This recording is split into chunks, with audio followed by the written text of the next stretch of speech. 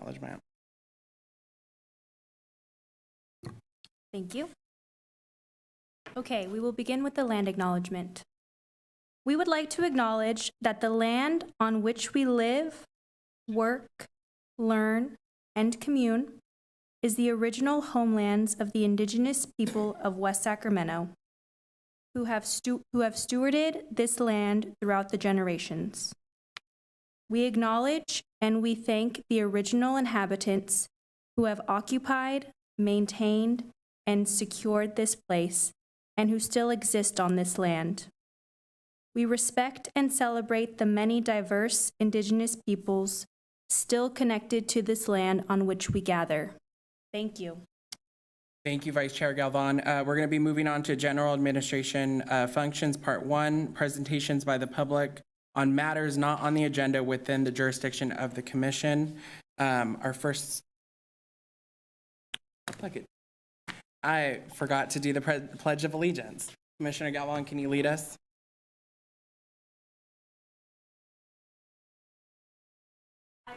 Allegiance to the flag of the United States of America, and to the republic for which it stands, one nation, God, indivisible, with liberty and justice.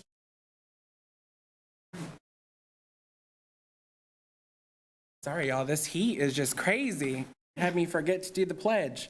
So we're going to go ahead and go on to public comment. Shelby. I'm going to jump in and do roll call. Okay, cool. Chair Rosas, Present. Vice Chair Galvan, Present.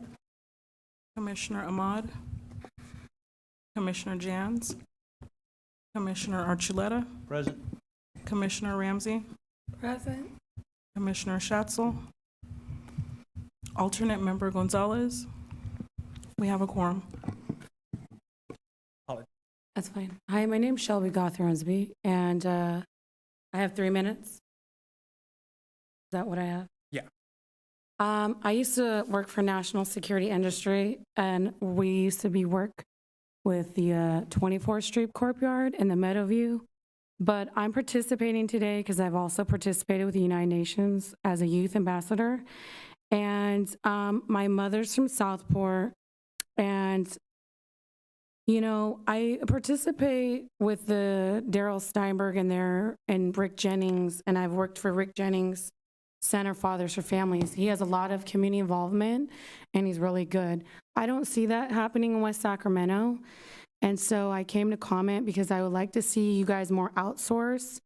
And Katrina Talamantes of Natomas was telling me she also would like to be involved with more communities, but she just, you know, understaffed. And they need volunteers, and I would like to see more outsourcing to the outside of the Sacramento district, whether it's Davis, the universities, Folsom, even SAC-RT. They would like to be involved as well. And not just that, but maybe having a type of, like my Vang when I applied, creating community ambassadors for West Sacramento, to where they can help you guys, because it is hot, but these youth need to be informed and they would like to be involved. But if, you know, we don't work together, we can't involve the youth with the homeless or the people who just are retired and, you know, have time. So that I just hope to see you guys bring more to West Sacramento, because I have family, my uncle Sean and Ruth Clayton on Bright and Rose and Broderick. And I know many people out here that would love to see you guys, especially the Mexican community or refugees, asylum seekers, or just farmers, you know, I know I go to farmers market, and sometimes, you know, I talk to these people, they don't always have time, you know? So it takes people like me to kind of reach out and be like, hey, can you guys, you know, reach out to other communities that are just outside of YOLO or even within YOLO, you know, like the farmers or the Davis or Sonoma, you know. People like to come out here and be involved, and it gives you guys more not just community involvement, but donations. And, you know, some people are older, like bringing Brian Dolly out here would be nice. And I used to work for Cover California, so like I've met a lot of people, and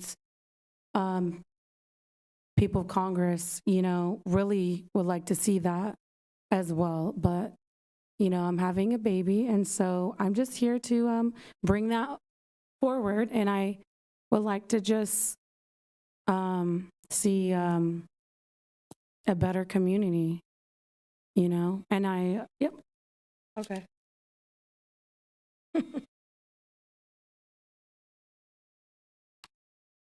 All right. All right, Thank you. All right, that brings us, there's no more public comments, right, Cheryl? Perfect.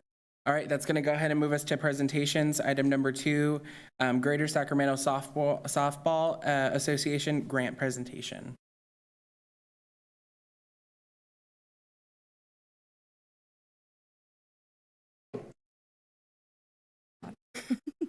Hands all sweaty.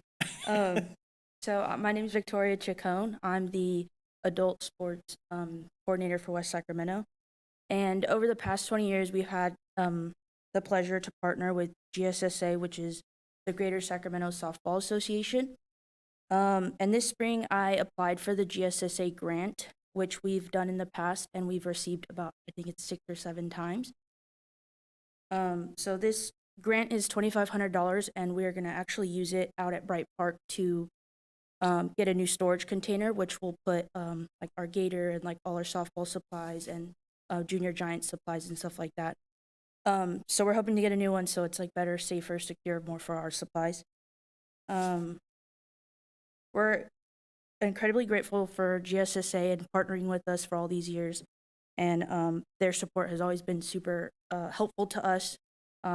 So I want to, oh, you're already standing. Yeah. Sorry. I want to introduce Jeff Morrow, who's the commissioner for GSSA. Fellow commissioners, hi. My name is Jeff Morrow, and I'm the commissioner CEO of the Greater Sacramento Softball Association, doing business as USA Softball of Sacramento. We are a grassroots organization that works with all of our member agencies to provide recreational and competitive softball for both the adult and youth in our communities. We are one of 63 state and local associations through USA Softball. There are 5 in California, and the Metro Sacramento area is one of those 5.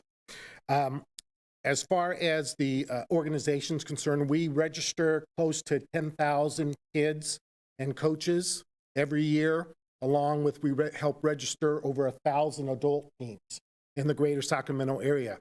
And with those numbers, we're actually one of the largest associations in USA Softball throughout the 50 states.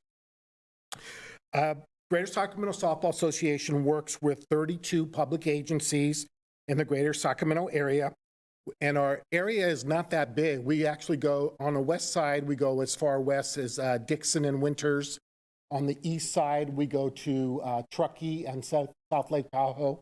South side, we go to Lodi, and to the north side, Woodland. So that's our geographical area. And overall, we work with agencies through 7 different counties. As the commissioner, I get to do and deal with a lot of issues. Some are good, some are not so good, but tonight's one of the ones I really enjoy doing, and that is helping, giving our hand up to our local organizations and agencies to help provide some refurbishment to their softball facilities. So I'm here on behalf of USA Softball of Sacramento and the Greater Sacramento Softball Association to give a check in the amount of $2,500 to the City of West Sacramento Parks and Rec as a 2024 agency grant award recipient. And I'm open for any questions that you might have with us. I do have, I always kind of bring a little pop check that we like to show, and we'd like hopefully maybe get a picture with all of you. With that. We have Kira. Yeah. Who will come out. First, I'm going to open it up to the commissioners. Do you have any questions, comments? Yeah, I have one. You mentioned that we were going to use the funds to be able to purchase another security locker. That would be on the Cary side? Correct. Of the Alice Norman Park. Are we going to be replacing the one that's out there now or adding to? We're going to be replacing there's two of them there, but it's the larger one on field 4, I believe, at Bright Park. Field 4 at Bright Park? Yeah, we'll be Okay. replacing. Thank you. Awesome. Any more? All right, I'm going to ask the commissioners to come down and Kim- take a picture. Emiliano? Yep. 1 second, let me roll call. Commissioner Ahmad? Thank you. All right, let's go and take this picture.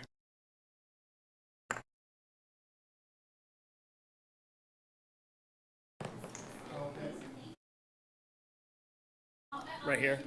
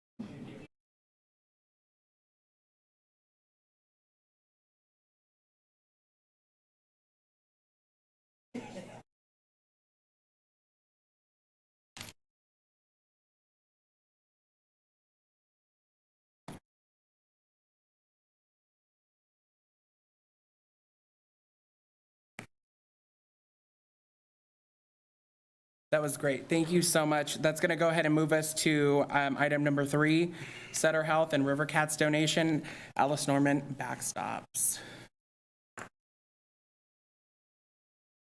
Don't get too comfortable because I too have an oversized check over there that we're going to have you guys stand and Look, take we a photo love with money too. over here. Well, thanks for having me. My name is Greg Coletti. I'm the Vice President of Corporate Partnerships with the Sacramento River Cats. Glad to be here. We had a project with the city of West Sacramento as well for Alice Norman Field in the parks there. And we partnered with Sutter Health. Sutter's obviously the naming rights partner on our stadium, but I've been there for 16 seasons, and Sutter's been with us since day one. And every year we sit down with them to try to find out what the different alignments are going to be between our two organizations. And every single year, the one constant has been community. And we've done baseball field makeovers for high schools that are in need all throughout the greater Sacramento area. Kind of took a break from that when COVID hit. Sat back down with them in 2022, and the focus was going to be on youth sports. And primarily female youth sports. I think you see what the WNBA is doing right now. ESPN and all the sports channels are now broadcasting the College World Series of softball. So there's a big focus on female athletes right now in our states. With that said, on the community side, Sutter came to us and said, hey, we really want to tap into that. We really want to tap into youth sports in general. Had a chance to work with Jason and his crew, came to them with the idea. In fact, Jason had reached out to our president at the time as I was talking to Sutter, so it was perfect, that Alice Norman needed a little love. And so there were about 4 backstops. I think one of those needed some repair. There is a bigger project down the line that I think we're going to be looking at doing here, maybe getting those talks soon. In October, November. But for today, we'd like to present a check in the amount of $35,000 together with Sutter Health to West Sacramento. So with that said, if there's any questions, great. If not, then I'm going to go get my oversized check over here to get a photo as well. I love it. I'm going to open it up to the commission. Yeah. One of those backstops you were talking about, I think, had the crack in the poles. Yep. Is that one of the Yeah, I major believe that's, things? yep, We're that going was, to be doing that later, or it's been done? it's been done. Oh, thank you very much. Yeah. Appreciate it. I know they really wanted to have that. We actually started right around the holidays, I think, November, December, having those conversations, and it took really into January, February to finalize what the project was going to look like and what the donation was going to look like as well. So, you know, guys a lot did of those funds good went work out towards that. there. Thank you. Absolutely. Yep. Appreciate it, Jason. No, I just have one comment. As a District 1 commissioner, Bright Park is, you know, in my district, Alice Norman Playfield's in my district. Super excited to see that. I remember being a kid going to those playfields playing baseball, so thank you so much Yeah, for showing the Absolutely. showing the I love. actually didn't realize there was over 600 softball players that come through that in a year with those four fields. So Oh, it's pretty crazy. A lot of the action that gets out there and a lot of the athletes that are going out there now. Yep, and I played baseball when it was Washington Little League, so that was a while Back in ago. the day. All right, let's go ahead and take this Awesome. picture.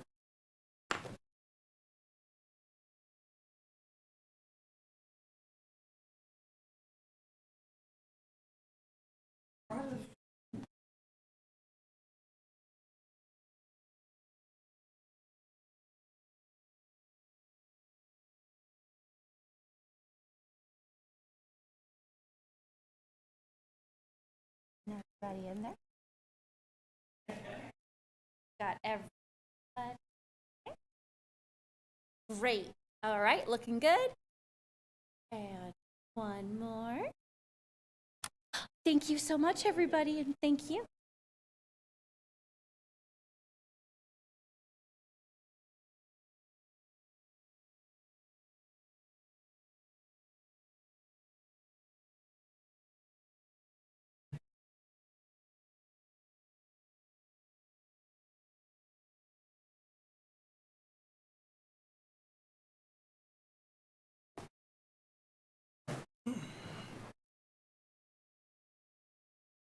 In every commission meeting that we have, Aaron, can we just have checks lined up too?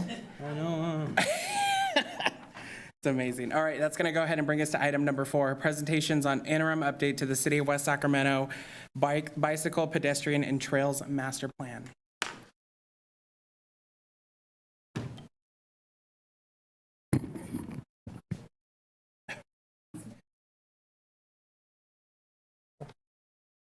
Good evening. I'm Steve Rosen in the Community Development Department and the Transportation Mobility Division of that department.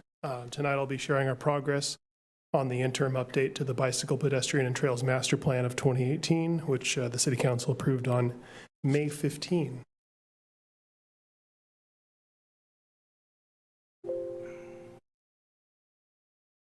So the Bike Ped Trails Master Plan is the city's plan for infrastructure for people who get around town by walking, bicycling, scooting, skating, and using mobility devices.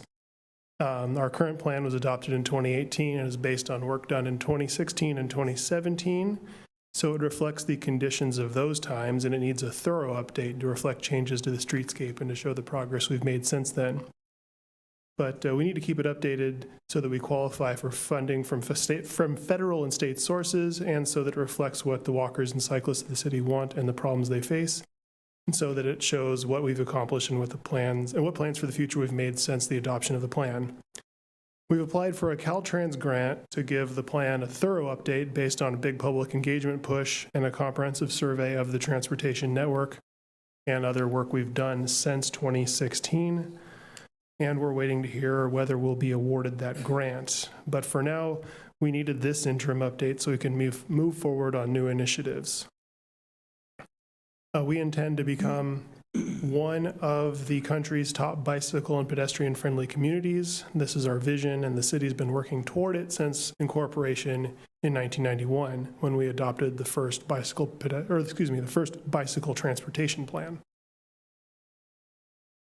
So the map on the left shows the bikeways and trails as they existed in 2016. And the map on the right shows the plan that we've been working towards since 2018. It shows major and minor trail network extensions, including the plan's 4 signature projects: West Capitol Avenue, the I Street Bridge deck conversion, the Southport Levee Trail, and the Sycamore Trail. Here you can see the 2018 plan on the left, and the interim update 2024 plan on the right. It incorporates all of the things we've accomplished and shows new planned bikeways and trails. Some of these we've begun work on, and others reflect opportunities we've identified and seized upon. So the amendments to that include the Clarksburg Branch Line Trail, the extension south to Clarksburg and north into the Bridge District and beyond to the Sacramento, on the Sacramento Northern right-of-way. The Yolo Delta Trail Coalition, which is made of Yolo County, YCTD, the Delta Protection Commission, and the city, have signed a memorandum of understanding to work toward building a trail south to Clarksburg. And the trail north into Bright has been recently identified, is a recently identified opportunity to obtain the railroad right-of-way there that we're researching that. The Lake Washington Parkway includes ongoing projects and new proposals. It will connect the Causeway Trail all the way to the Levee Trail along a mostly separated bike trail parallel to the street. The Enterprise West Capitol Boulevard, that's related to the YOLO Managed Lanes project, which will provide an opportunity to build a trail beneath the causeway to connect the south side to the West Capitol Avenue Bikeway and the Causeway Trail. There's no room to widen the Enterprise undercrossing beneath Business 80 and Interstate 80 there, so we're planning to do that by going around. The map also shows how the Bridge District will be connected to the 15th Street area in Southport. This will tie the east side of the city together with facilities on Riverfront, 5th Street, the Riverwalk, Drever Street, and a new bridge in the Locks area. The Sacramento Complete Streets Improvement Plan wasn't included in the Bicycle, Pedestrian, and Trails Master Plan, but we've now updated it to show the planned improvements there. My colleague, Stephanie Chan, in the department is working to get that plan adopted, and that will turn Sacramento Avenue from a wide kind of highway built to move regional traffic into a neighborhood street. And then there's updates to existing plans and projects. The plans for the Enterprise Crossing have been upgraded to show a Class 1 bikeway, and that'll connect the job centers around the shipping channel and the port to West Capitol Avenue and Bridgeway Lakes. And it will increase access to the shipping canal levee trail. The I Street Bridge has progressed from the feasibility phase to the design and engineering phase, and we've made progress on the Sycamore Trail as well. And there's other minor changes to the map that reflect gaps in bike lanes we've filled in. So the next steps here, after the City Council adopted it, are to cross our fingers and hope that we win active transportation grant or sustainable transportation grant for the full update, where we can go into the community and really research where the problems are, identify opportunities, and learn what the people want from us for the next 5 to 10 years. Again, this is just the interim plan where we put the things we've accomplished on the map and show some new things we've been working on. So thanks, and I'm happy to answer any questions you have about it. Awesome. Thank you so much. I'm going to open it up to the commission for any questions, comments. Yeah. Is there any way that we can get the current updates to the maps on here from 2018 to what you just showed us here? They're online. They're online? Yeah, I've tried to find all instances of the Bicycle, Pedestrian, and Trails Master Plan that are updated to the webpage and replace them with a new one. If the first page says 2018 has been replaced with the 2024, that's the new one. If you find any where that hasn't happened, let me know, because they're everywhere and they're all from different sources. So the more I can track down and replace, the better. Thank you. Commissioner Ahmad. Is this on? Hello. Yeah. Thank you so much for the You're welcome. presentation. That was, I'm really excited for that. My family bikes a lot, and I think for anyone that does bike, most people don't realize what a threat vehicles can be, especially to small children. If you think about a 2,000-pound car and a small child on a bike, It's very scary. I know I've spoken to you before in the past, Steve, about like in the East Sac neighborhood where families mobilized around this issue only after a death occurred of a mother who was biking her children to school. So I'm glad that we're being proactive. I didn't know, for instance, that we had this resolution adopted in 1991. So I feel like this was due like yesterday. So I really hope we get the grant. I was wondering about, I know this is just preliminary, so I totally get that.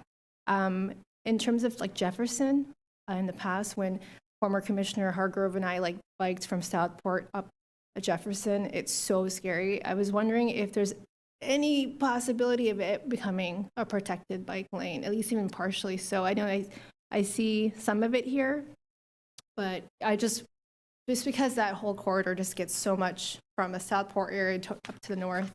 And what decision-making kind of process goes into figuring out what is protected versus what's not? Well, that would be an initiative that would need to be based on the community outreach so that we know that we're not just imposing a line of bollards on the street where people don't want them. So that would be something we'd ask the community about for the big thorough update. There's nothing that says the street can't accommodate that. It's a big wide street. The general plan mobility element calls for that street to be currently calls for that street to be an arterial road, which would be 4 to 6 lanes, but that's plenty wide for 4 lanes and a bikeway. Sacramento Avenue can have it. There's room, and that's the kind of big policy change we don't want to do with a little interim update. Sure. And then about the community engagement, so many people, not so many, I shouldn't say that, I'm not generalizing, like some people that I speak to, for instance, who don't bike in the Southport area are seeing like, the new housing that's coming up near the fire station and are really worried about congestion, traffic congestion. But again, if they approach it from a sense of like, I don't have the knowledge of being a biker, I don't bike actively, how would this benefit me? Like, are we doing any kind of community education in terms of sharing data? Because I often, like, I used to live in Davis, so I'll tell them about my experiences there. But how much of it is it a back and forth? Is it just community engagement, getting information from people, or is it also, hey, this is a comparable city, this is what they've done, this is what we could do? That's always a big thing we try to do at public meetings is show people pictures of things that are elsewhere so they don't have to imagine them. I think it's fun to go find quotes from people who live in places where the projects have been done so they can, so it's not just a picture, but somebody's lived experience. And what as about, far as, yeah. Sorry, what about like stats to show people that it's not just about the congestion, for instance, will decrease if we add more bike lanes. Like you're not going to be, if you're focused less on cars, you're going to see, like, I think that's what helps people. That would be my feedback is just showing people comparable size cities. It's worked. This is the data that proves it. And I appreciate the pictures we did at the parks too, for instance, and I love that. But I think here we're hearing a lot of like real concerns about congestion and people saying like, what if, I think the worst case scenario I've heard about is like, what if there's a flood and we have to all evacuate?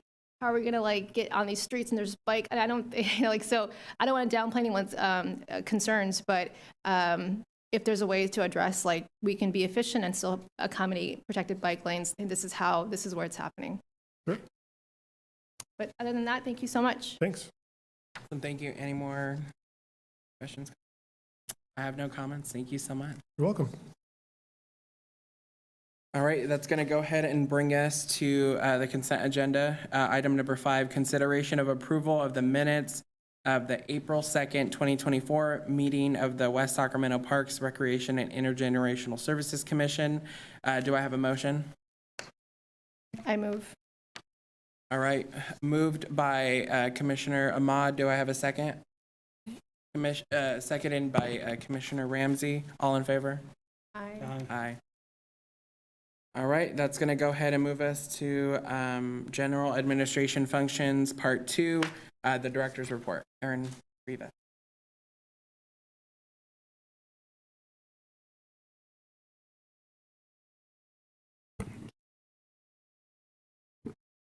About that. The better? Okay, there we go. All right. Okay, so the Southport Levee Trailhead project is complete. The artwork is out there. It looks phenomenal. We have those two pieces by Wes Horn, and they are gorgeous. We have a ribbon cutting scheduled for June 13th at 10:30 a.m. We will send out a formal invitation, but if you could be there, that would be amazing. I did hear from Commissioner Schatzel, and I think we're going to have a couple horse trailers and a couple horses there, because this is really, truly the first official equestrian, trailhead or staging area and equestrian geared facility. So super exciting. The Bright Park Master Plan project is at 35%. The city will host an additional stakeholder meeting before we get to the 100% design, thinking late summer, early fall. The Heritage Oaks Master Plan is also at about 35%.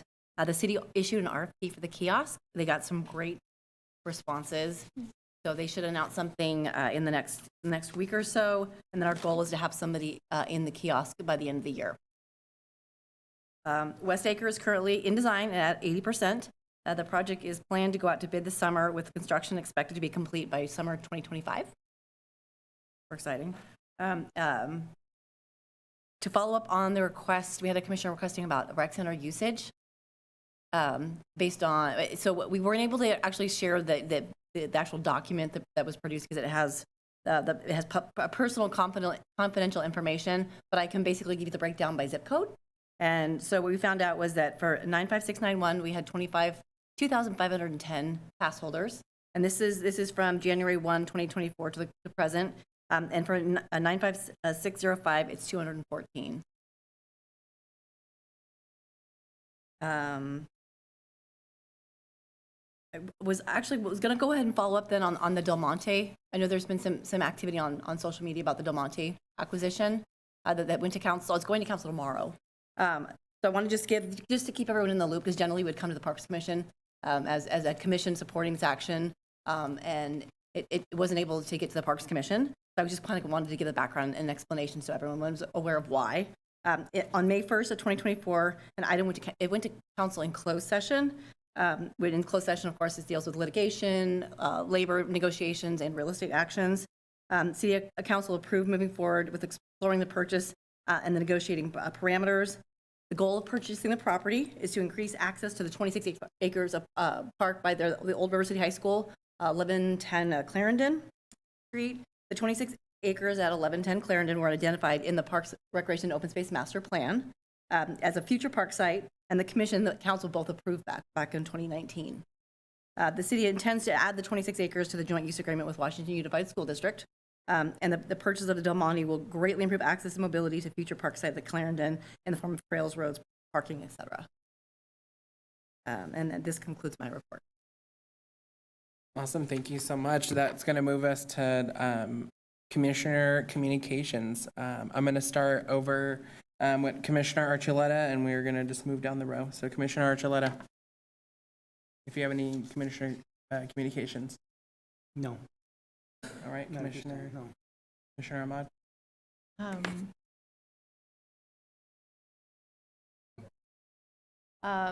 Well, nothing. Happy summer. Hope everyone has a good summer. See you all in August. Awesome. Commissioner Ramsey. Yeah, I'm also a commissioner on YOLO Council for the Aging and Adult Services. So I wanted to mention a couple of things that have happened since our last meeting. We had a YOLO Healthy Aging Alliance on April the 11th. And thanks to Christine Prater, she's helped with a lot of these, but that was attended by Supervisor Oscar Velez, and then we had a senior fair on the